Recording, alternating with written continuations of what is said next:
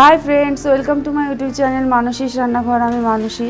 আমি আজ আপনাদের সামনে করে দেখাবো মুড়ির ঘন্ট। এই মুড়ির ঘন্ট একটা বাঙালিদের পুরনো রান্না, যেটা আমরা সকলেই করে থাকি, কিন্তু আমি কিছু কিছু প্রসেস বলে দেবো যার জন্য মুড়ির ঘন্টটা ভীষণ সুন্দর হয়, ঝরঝরে হয়।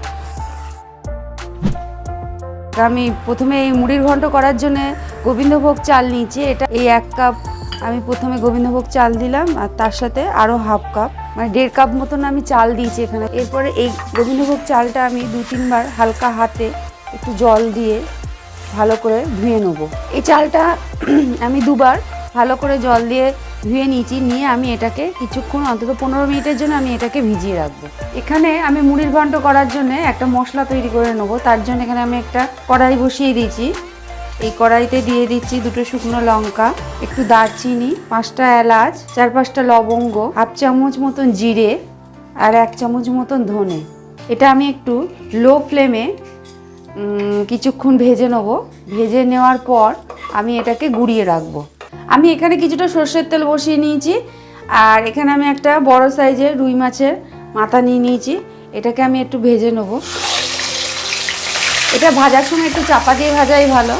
গ্যাসের ফ্লেমটা আমি মিডিয়ামে করে দিয়েছি, দিয়ে এটাকে আমি ভালো করে ভেজে নেব মাছটাকে। মাছের মুড়োটা আমার ভাজা হয়ে গেছে।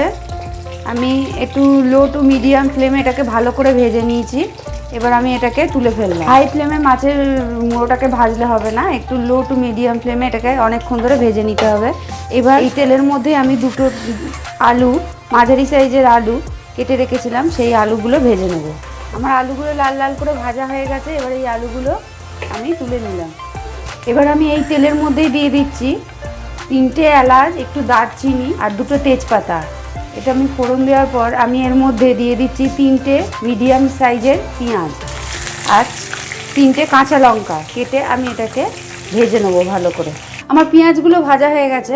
এইবার আমি এর মধ্যে দিয়ে দেবো 1 চামচ হলুদ, 1 চামচ মতন লবণ, হাফ চামচ মতন কাশ্মীরি লঙ্কার গুঁড়ো, আর এখানে আমি দিয়ে দিচ্ছি 1 চামচ মতন আদা রসুনের পেস্ট। এটা দিয়ে এটা ভালো করে একটু কষিয়ে নিতে হবে। আর এখানে দিচ্ছি আমি 1 চামচ ধনে গুঁড়ো আর হাফ চামচ মতন জিরে গুঁড়ো। এটা লো ফ্লেমে একটু কিছুক্ষণ ভেজে নিতে হবে, মশলাটা কষিয়ে নিতে হবে। মশলাটা থেকে একটা সুন্দর সেন্ট বেরোলে এখানে আমি দিয়ে দেবো কিছুটা টমেটো সস। আপনারা এখানে চাইলে টমেটো ইউজ করতে পারেন। 2টো টমেটো কেটে এই সময় ঠিক এইরকম ভাজা হয়ে গেলে ঠিক এই সময় 2টো টমেটো আপনারা দিয়ে দিতে পারেন। আমি এখানে টমেটো সসই ইউজ করছি। আমি এখানে 2 চামচ মতন টমেটো সস দিয়েছি। দিয়ে মশলাটা ভালো করে একটু কষিয়ে নিতে হবে। আমার মশলাটা কষানো হয়ে গেছে, মশলাটা থেকে সুন্দর সেন্ট বেরিয়ে গেছে। এবার আমি এই গোবিন্দভোগ চালটা 15 মিনিট ভিজিয়ে নিয়ে এটা একটা ছেঁকনিতে ছেঁকে নিয়েছি। এই চালটা আমি এখানে দিয়ে দেবো। এই চালটা দেওয়ার পর একদম লো ফ্লেমে এই চালটাকে আমি কিছুক্ষণ এই মশলাটার সাথে ভেজে নেবো। একদম লো ফ্লেমে এটাকে ভাজতে হবে। 5-6 মিনিট ধরে এই চালটাকে আগে নেড়েচেড়ে একটু ভেজে নেবো। এরপরে আমি এর মধ্যে দিয়ে দিচ্ছি আমি যে ভাজা মশলাটা তৈরি করেছিলাম, সেখান থেকে 1 চামচ আমি যে মশলাটা গুঁড়িয়ে তৈরি করেছিলাম ভেজে নিয়ে, সেইটা দিয়ে দিলাম। এরবার এর মধ্যে দিয়ে দিচ্ছি আমি আলু, মাছের মুড়োটা একটু ভেঙে দিয়ে দেবো। এরবার এর মধ্যে দেবো জল। এটাই হচ্ছে সবচেয়ে ইম্পর্টেন্ট জায়গা, যে জলের পরিমাণটা। আমরা যেহেতু এখানে 1.5 কাপ মতন, আমি এই কাপ মেপে 1.5 কাপ চাল নিয়েছিলাম, ঠিক তার ডবল আমি এখানে জল ব্যবহার করব। ব্যাস, এবার আমি এটাকে চাপা দিয়ে, আমার গ্যাসের ফ্লেমটা আমি মিডিয়ামে করে নেবো। এটা আমি চাপা দিয়ে 7-8 মিনিট হয়েছে। আমি এটা একবার খুলে দেখে নেবো, কিছুটা হয়েই গেছে প্রায়। এবার আমি একটু এটাকে নাড়াচাড়া করে উল্টে দেবো।